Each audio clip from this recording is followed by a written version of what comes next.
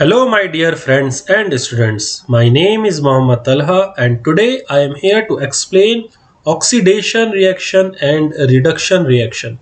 Both reaction are from first chapter of science from class 10th. This is part 5 of chapter 1 chemical reactions and equations. तो फिर देर किस बात की, आइए chapter को शुरू करते हैं और जल्दी से एंड करते हैं। समझ लेते हैं। The addition of oxygen to a substance. इसका मतलब क्या हुआ कि ऑक्सीजन अगर कहीं पर ऐड हो रही होगी, किसी सब्सटेंस में अगर ऑक्सीजन ऐड हो रही होगी तो उसको ऑक्सीडेशन कहा जाता है, या फिर removal of hydrogen from a substance, या फिर किसी सब्सटेंस में से हाइड्रोजन गैस रिमूव हो रही होगी तो उसको भी ऑक्सीडेशन कहा जाता है। इसका एक एग्जांपल देखते हैं। कॉपर के अंदर ऑक्सीजन अगर आके मिल गई तो कॉपर ऑक्साइड बन गया। दिस मीन्स कॉपर में ऑक्सीडेशन हो गया है। कॉपर में ऑक्सीडेशन हो गया तो कॉपर ऑक्साइड बन गया। और रिडक्शन किसको कहते हैं? Removal of oxygen. अगर ऑक्सीजन रिमूव हो रही है कहीं से, फ्रॉम अ सब्सटेंस, किसी सब्सटेंस से ऑक्सीजन रिमूव हो रही है तो उसको रिडक्शन कहा जाता है। या फिर the addition of hydrogen, hydrogen का ऐड होना, उसको भी रिडक्शन कहा जाता है। तो ऑक्सीडेशन और रिडक्शन में हमने डिफरेंस सीखा कि ऑक्सीडेशन में ऑक्सीजन ऐड होना ऑक्सीडेशन, या फिर हाइड्रोजन रिमूव होना, दोनों ही केसेस को ऑक्सीडेशन कहा जाता है। रिडक्शन में ऑक्सीजन का रिमूव होना या फिर हाइड्रोजन का ऐड होना, इसको रिडक्शन कहा जाता है। अब यहां पर एक एग्जांपल देखते हैं। Copper oxide. कॉपर ऑक्साइड एक रिएक्शन में सिर्फ कॉपर रह गई तो हमने क्या पढ़ा कि अगर ऑक्सीजन का रिमूवल हो रहा हो, ऑक्सीजन किसी से माइनस हो रही होगी तो उसको कहते हैं रिडक्शन। तो कॉपर ऑक्साइड में से ऑक्सीजन के निकलने को कहा गया रिडक्शन। और यहां पर क्या हो रहा है, हाइड्रोजन के अंदर हाइड्रोजन जो था वो अब क्या बन गया, वाटर बन गया, H2O, ऑक्सीजन ऐड हो गई। हाइड्रोजन के अंदर अगर ऑक्सीजन ऐड हो जाती है तो ऑक्सीडेशन कहलाता है। इस रिएक्शन के अंदर रिडक्शन भी हो रहा है और ऑक्सीडेशन भी हो रहा है। और ऐसा रिएक्शन जिसके अंदर ऑक्सीडेशन और रिडक्शन दोनों ही हो रहे होते हैं, इसको कहा जाता है रिडॉक्स रिएक्शन। ये जो हमने ऊपर एग्जांपल पढ़ा, ये रिडॉक्स रिएक्शन का ही है, क्योंकि यहाँ पर रिडक्शन भी हो रही है और ऑक्सीडेशन भी हो रही है। कॉपर ऑक्साइड के अंदर से ऑक्सीजन का रिमूवल हो रहा है तो रिडक्शन हो रही है। हाइड्रोजन गैस के अंदर ऑक्सीजन ऐड हो रही है तो ऑक्सीडेशन हो रहा है। और ऐसे रिएक्शन को रिडॉक्स रिएक्शन कहा जाता है। हमने ऊपर वाले एग्जाम्पल में देखा कि ऑक्सीडेशन और रिडक्शन दोनों ही हो रही है, इसलिए इसको रिडॉक्स रिएक्शन कहा गया। और हुआ क्या है, when copper was heated in presence of oxygen, जब कॉपर को हीट करा गया ऑक्सीजन की प्रेजेंस में, then it forms copper oxide. तो क्या बन गया, कॉपर ऑक्साइड बन गया। ब्लैक इन कलर, कलर को याद रखना बहुत जरूरी है। कॉपर ऑक्साइड जो बना वो किस कलर में है, ब्लैक कलर में है। कॉपर को हीट करने के बाद ऑक्सीजन की प्रेजेंस में कॉपर ऑक्साइड बन जाता है और कॉपर ऑक्साइड ब्लैक कलर का होता है। Again if we heat copper oxide, और अब कॉपर ऑक्साइड को दोबारा से हीट करा गया and hydrogen is passed over it, और कॉपर ऑक्साइड के साथ हाइड्रोजन का भी रिएक्शन कराया गया, उसको कॉपर ऑक्साइड के ऊपर से पास कराकर the black coating on the surface turns brown. अब जो पहले जो हमारे पास कॉपर ऑक्साइड ब्लैक कलर का था, अब जब वो हाइड्रोजन के प्रेजेंस में दोबारा से हीट करा गया तो जो ब्लैक कोटिंग हो रही थी, ब्लैक कोटिंग जो थी वो कैसे बदल गई, वो ब्राउन कलर में चेंज हो गई। एंड कॉपर इज ऑब्टेन्ड, और कॉपर दोबारा से वापस आ गया। पहले क्या करा था, हमने देखा था कि कॉपर को ऑक्सीजन की प्रेजेंस में जब हीट करा था तो कॉपर ऑक्साइड बना था।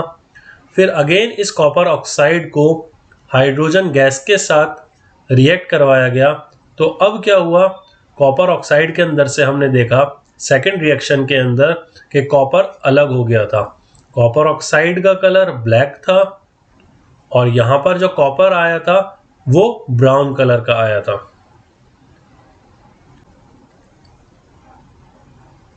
अब यहां पर एक क्वेश्चन आता है, why should a magnesium ribbon be clean before burning in air? Magnesium ribbon को क्लीन क्यों करा जाता है एयर में बर्न करने से पहले?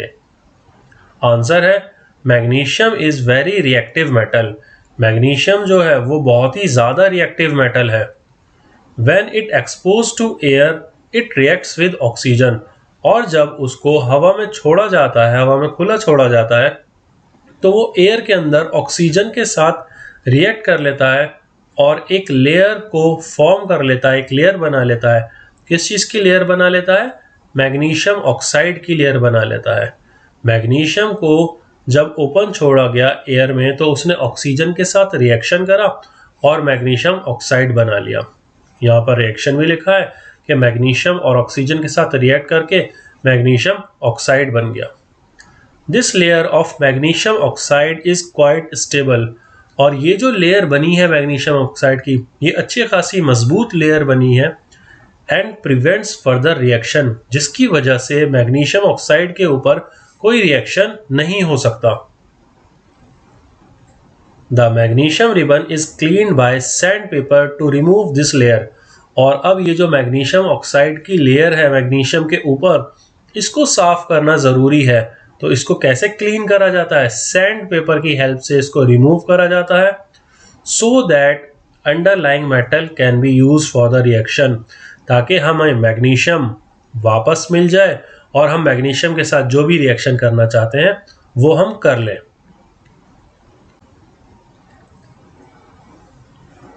यहाँ पर बताया ये गया है कि मैग्नीशियम जो होता है वो मैग्नीशियम ऑक्साइड बन जाता है, क्योंकि अगर वो हवा में ऐसे ही छोड़ दिया जाए तो ऑक्सीजन के साथ रिएक्ट करके और मैग्नीशियम ऑक्साइड बन जाता है।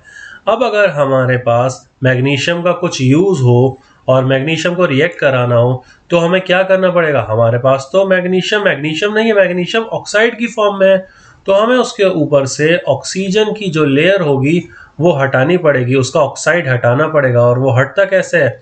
सैंड पेपर की हेल्प से हटता है। मैग्नीशियम हमें वापस मिल जाता है और फिर हम इस मैग्नीशियम के साथ चाहे जो रिएक्शन कराना चाहे वो हम करा सकते हैं। Effects of oxygen in daily life. अब हमें ये देखना है कि ऑक्सीडेशन की वजह से क्या क्या असर पड़ते हैं हमारी डेली लाइफ में। डेली लाइफ में ऑक्सीडेशन कहाँ कहाँ देखने के लिए मिलती है? फर्स्ट है corrosion. When a metal is expose to a substance, जब किसी भी मेटल को एक्सपोज छोड़ दिया जाता है, खुला छोड़ दिया जाता है और उसके ऊपर मॉइस्चर आके लग जाता है या वाटर आके लग जाता है या एसिड आके लग जाता है, फॉर सम टाइम, कुछ टाइम तक वो उससे आके लगता रहता है, a layer of oxide is formed on it. तो अब एक ऑक्सीजन की लेयर उस मेटल के ऊपर फॉर्म हो जाती है, बन जाती है। एंड दिस वीकेंस, और ये क्या करती है? उसको वीकन कर देती है, उसको कमज़ोर कर देती है, मेटल को कमज़ोर कर देती है। This process is called corrosion, और इस प्रोसेस को कोरोजन कहा जाता है। यहाँ पे बताया गया कि अगर मेटल को हमने एक्सपोज कर दिया मॉइस्चर में या फिर वाटर में या फिर एसिड में, तो अब क्या होगा? इस मेटल के ऊपर एक ऑक्सीडेशन, इस मेटल के ऊपर ऑक्सीडेशन हो जाएगा और ऑक्सीडेशन होने की वजह से ये मेटल वीक हो जाएगा। तो अब हमें पता लगा कि किसी भी मेटल के ऊपर ऑक्सीजन की अगर लेयर बन जाती है तो इस प्रोसेस को कहा जाता है कोरोजन। कोरोजन के कुछ एग्जांपल्स देख लेते हैं। फर्स्ट है रस्टिंग ऑफ आयरन, लोहे पर जंग लगना। लोहे पर जब जंग लग जाता है तो वो रेडिश ब्राउन हो जाता है। हमने जंग का कलर देख रखा है, रेडिश ब्राउन होता है जंग का कलर। सेकेंड एग्जाम्पल है black coating on silver.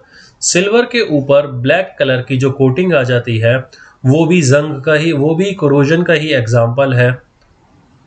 Third है green coating on copper, copper के ऊपर जो ग्रीन कलर की कोटिंग आ जाती है, ये भी कोरोजन का ही एग्जाम्पल है। तो आयरन, सिल्वर, कॉपर, ये सब मेटल्स अगर ऑक्सीजन के साथ रिएक्ट कर जाते हैं और अपना अपना ऑक्साइड बना लेते हैं, तो उसको कहा जाता है कोरोजन।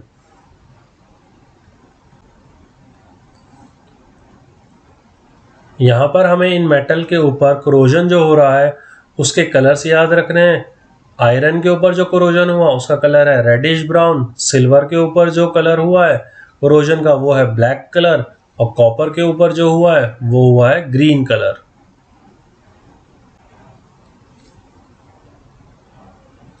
आइए अब इस कोरोजन के कुछ प्रिवेंशंस जान लेते हैं कि इस कोरोजन होने से हम कैसे बच सकते हैं। पहला है पेंटिंग मेटल सरफेस।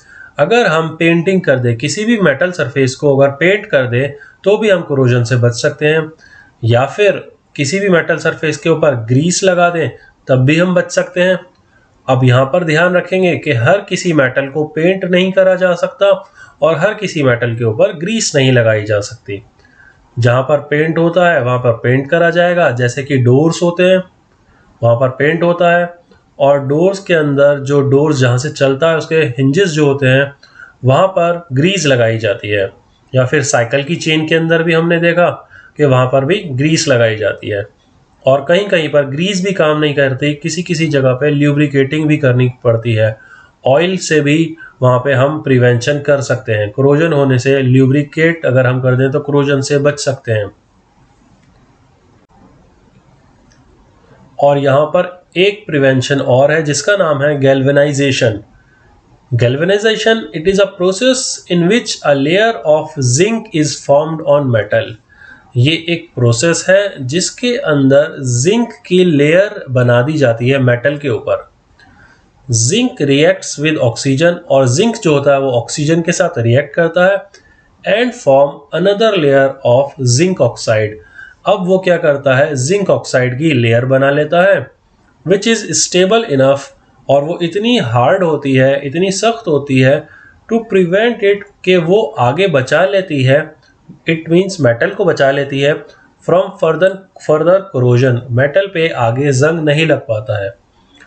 इस चीज को हम ऐसे समझेंगे कि कोई मेटल है हमारे पास, ये इस मेटल के ऊपर यहाँ पर जिंक की लेयर बना दी गई, ये जिंक की लेयर बना दी गई। अब जिंक ने क्या करा, ऑक्सीजन के साथ रिएक्ट करा और यहाँ पर एक लेयर और फॉर्म हो गई है। अब जब ये लेयर फॉर्म हो गई है, और ये लेयर है कौन सी, ये है जिंक ऑक्साइड। तो ये जो जिंक ऑक्साइड है ये इतनी स्टेबल होती है, इतनी हार्ड होती है कि अब ये इस मेटल को आगे कोरोजन होने से बचा लेती है। आगे इसके अंदर कोरोजन नहीं हो सकती क्योंकि ये लेयर अच्छी खासी मजबूत होती है, हार्ड होती है। और इसी प्रोसेस को कि किसी भी मेटल के ऊपर जिंक की लेयर लगा दी जाए ताकि उसके अंदर कोरोजन ना हो सके, उस प्रोसेस को कहा जाता है गैल्वेनाइजेशन। कोरोजन के बाद ऑक्सीडेशन का एक इफेक्ट और देखते हैं, ये है rancidity. The oxidation of fats and oils when exposed to air. जब फैट्स को और ऑयल्स को हवा में एक्सपोज कर दिया जाता है तो वहाँ पर भी ऑक्सीजन उनके साथ आके ऐड हो जाती है और यहाँ पर ऑक्सीडेशन हो जाता है, और इस प्रोसेस को कहा जाता है rancidity. It leads to bad smell and bad taste of food, और जिसकी वजह से खाने के अंदर से गंदी बदबू आने लगती है और उसका टेस्ट भी खराब हो जाता है। इस रेंसिडिटी के हम प्रिवेंशंस देख लेते हैं कि रेंसिडिटी खाने को खराब होने से कैसे बचाया जाए। पहला मेथड है रेफ्रिजरेशन, खाने को फ्रिज में रख दिया जाए। स्टोरिंग एट लो टेम्परेचर, अगर खाने को लो टेम्परेचर से रख दिया जाता है तो हम खाने को बचा सकते हैं, ऑक्सीडेशन होने से बच जाता है। ऑक्सीडेशन होता तो है रेफ्रिजरेटर में रख के, क्योंकि हमें पता है रेफ्रिजरेटर बार बार दिन में काफ़ी बार खुलता है और काफ़ी बार बंद होता है, तो ऑक्सीजन तो फ्रिज के अंदर एंटर होती है लेकिन वो बहुत ही ज़्यादा स्लो वर्क कर पाती है खाने के ऊपर, इसलिए खाना जल्दी से ख़राब नहीं होता है। सेकंड है keeping food in air tight container. अब अगर हमने खाने को एक ऐसे कंटेनर के अंदर रख दिया है जिसके अंदर ऑक्सीजन एंटर ही नहीं हो पाएगी, तो फिर ऑक्सीडेशन कैसे होगा? तो यहाँ पर भी जो हमारा फूड होगा वो सिक्योर रहेगा, सही रहेगा। थर्ड है replacing air by nitrogen. Packets of chips example Kurkure. हमने देखा है कि कुरकुरे का जब हम पैकेट लाते हैं तो उस पैकेट के अंदर कुरकुरे तो कम निकलते हैं, गैस ज़्यादा निकलती है उस कुरकुरे के अंदर। या कोई भी चिप्स का पैकेट लाते हैं उसके अंदर गैस ज़्यादा होती है, तो वो जो गैस होती है वो नाइट्रोजन होती है। वो नाइट्रोजन क्या काम करती है कि पैकेट के अंदर जो चिप्स होते हैं उन चिप्स को ऑक्सीजन के साथ रिएक्ट करने से बचा लेती है, जिसकी वजह से ऑक्सीडेशन नहीं हो पाता और चिप्स हमारे ठीक रहते हैं। थर्ड है हमारे पास एंटीऑक्सीडेंट्स, एडिंग प्रिजर्वेटिव्स। किसी भी खाने के अंदर अगर प्रिजर्वेटिव्स मिला दिए जाते हैं तो भी ऑक्सीडेशन नहीं हो पाती है।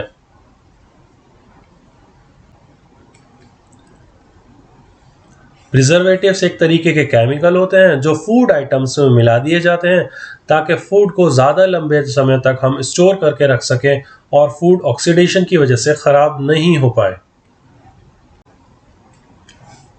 और अब केमिकल रिएक्शन को हम पढ़ते हैं on the basis of temperature. अगर टेम्परेचर के अकॉर्डिंग केमिकल रिएक्शन को पढ़ा जाए तो केमिकल रिएक्शन दो टाइप्स के होते हैं। फर्स्ट टाइप है exothermic reaction, reaction in which heat energy is released. ऐसे रिएक्शन जिसके अंदर से, जिसके होने पर हीट या एनर्जी रिलीज होती है उसको कहा जाता है एक्सोथर्मिक रिएक्शन। एग्जाम्पल देखते हैं, बर्निंग ऑफ नेचुरल गैस। अगर नेचुरल गैस को बर्न करा जाएगा तो ये एक्सोथर्मिक रिएक्शन होगा, क्योंकि इसके अंदर से जो हीट प्रोड्यूस होगी ये एक फॉर्म है एनर्जी की और इस एनर्जी को हम यूज़ करते हैं। एग्जाम्पल देखते हैं, मीथेन को ऑक्सीजन की प्रेजेंस में जब बर्न करा गया तो फिर कार्बन डाइऑक्साइड बनी, इवेपोरेशन हुई और हीट जनरेट हुई। ये हीट जो जनरेट हुई ये एक एनर्जी है जिस एनर्जी को यूज़ कर सकते हैं। तो ऐसा रिएक्शन जिसके अंदर हीट या एनर्जी का फॉर्मेशन हो, हीट एनर्जी फॉर्म हो और उस हीट एनर्जी को हम यूज़ कर सकते हैं, उसको कहा जाता है एक्सोथर्मिक रिएक्शन।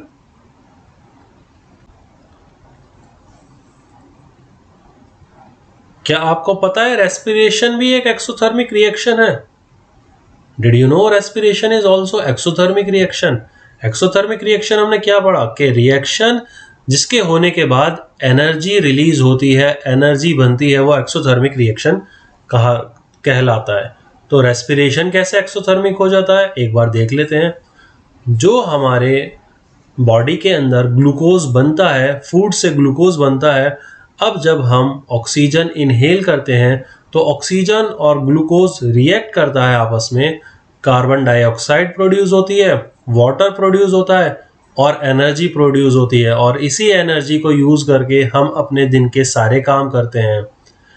ठीक है, तो ये जो रिएक्शन है रेस्पिरेशन में भी एक्सोथर्मिक रिएक्शन हो रहा है, जिस रिएक्शन में एक ऐसी एनर्जी बन रही है जिस एनर्जी को हम यूज़ करते हैं। आइए जानते हैं रेस्पिरेशन में एक्चुअल में होता क्या है। We need energy to stay alive. हम सबको पता है हमें एनर्जी की ज़रूरत है ज़िंदा रहने के लिए। We get energy from food we eat, और हमें एनर्जी मिलती किससे है? उस खाने से जो खाना हम खाते हैं। ड्यूरिंग डाइजेशन, और जब खाना डाइजेस्ट होना शुरू हो जाता है, food is broken down into simpler substances. Food जो होता है छोटे छोटे सब्सटेंस में ब्रोक हो जाता है और कार्बन डाइऑक्साइड प्रोड्यूस हो जाती है, कार्बोहाइड्रेट्स प्रोड्यूस हो जाती है। दीज कार्बोहाइड्रेट्स फॉर्म ग्लूकोज, और कार्बोहाइड्रेट क्या बना देती है? ग्लूकोज बना देती है। तो फिर हमारी बॉडी के अंदर अब फूड से ग्लूकोज बन चुका है और अब ये ग्लूकोज कंबाइन हो जाता है ऑक्सीजन के साथ। ग्लूकोज ऑक्सीजन के साथ कंबाइन हो जाता है सेल्स के अंदर और हमारी बॉडी में वहाँ पर एनर्जी बन जाती है। और अब अगर हम केमिकल रिएक्शंस को सेकंड टाइप पढ़ें, टेम्परेचर के बेसिस पे उसका सेकंड टाइप पढ़ें, तो फर्स्ट तो था एक्सोथर्मिक सेकंड टाइप आता है एंडोथर्मिक रिएक्शन। ये रिएक्शन विच रिक्वायर्स, इस रिएक्शन के अंदर ज़रूरत होती है एनर्जी की in the form of heat, electricity, light. हमने जो लास्ट रिएक्शन पढ़ा था उस रिएक्शन के होने के बाद एनर्जी बन रही थी। यहाँ पर जो रिएक्शन हो रहा है या रिएक्शन होने के लिए हीट की ज़रूरत है या इलेक्ट्रिसिटी की ज़रूरत है या फिर लाइट की ज़रूरत है। अगर ये तीन चीज़ें मिलेंगी तो ही रिएक्शन हो पाएगा, वरना रिएक्शन नहीं हो पाएगा। तो ऐसे रिएक्शन को जिसमें एनर्जी की ज़रूरत हो रिएक्शन होने के लिए, उसको कहा जाता है एंडोथर्मिक रिएक्शन। और हीट, इलेक्ट्रिसिटी, लाइट से हमने अभी इस चैप्टर में और भी रिएक्शन पढ़े थे। वो कौन कौन से रिएक्शन थे? Thermal decomposition reaction, electrolytic decomposition और फोटोलिटिक डिकम्पोजिशन। तो ये तीनों डिकम्पोजिशंस हमने पढ़े थे और ये तीनों ही यहाँ पर भी एग्जाम्पल है। एंडोथर्मिक रिएक्शन के अंदर हम इन तीनों रिएक्शन का एग्जाम्पल लिख सकते हैं, थर्मल, इलेक्ट्रोलिटिक और फोटोलिटिक। हमने इनके एग्जाम्पल्स जो पढ़े थे वो यही एग्जाम्पल पढ़े थे इस चैप्टर में कि सिल्वर क्लोराइड जब सनलाइट की मदद से, देखिए यहाँ पर एनर्जी लग रही है, एनर्जी लगने की वजह से रिएक्शन हो रहा है, तो एंडोथर्मिक रिएक्शन है। तो सिल्वर क्लोराइड जब सनलाइट की हेल्प से सिल्वर अलग हो जाता है और क्लोरीन अलग हो जाती है, तो ये हमारे पास कौन सा रिएक्शन होता है? ये होता है फोटोलिटिक डिकम्पोजिशन। और कैल्शियम कार्बोनेट जब हीट की मदद से कैल्शियम ऑक्साइड अलग हो जाता है और कार्बन डाइऑक्साइड अलग हो जाती है, तो ये कौन सा रिएक्शन है? ये रिएक्शन है हमारे पास थर्मल डिकम्पोजिशन रिएक्शन। और वाटर में जब हम करंट पास कराते हैं तो हाइड्रोजन अलग हो जाता है और ऑक्सीजन अलग हो जाता है, ये है हमारा इलेक्ट्रोलिटिक डिकम्पोजिशन। तो ये तीनों के तीनों रिएक्शन एंडोथर्मिक रिएक्शन के अंदर आते हैं।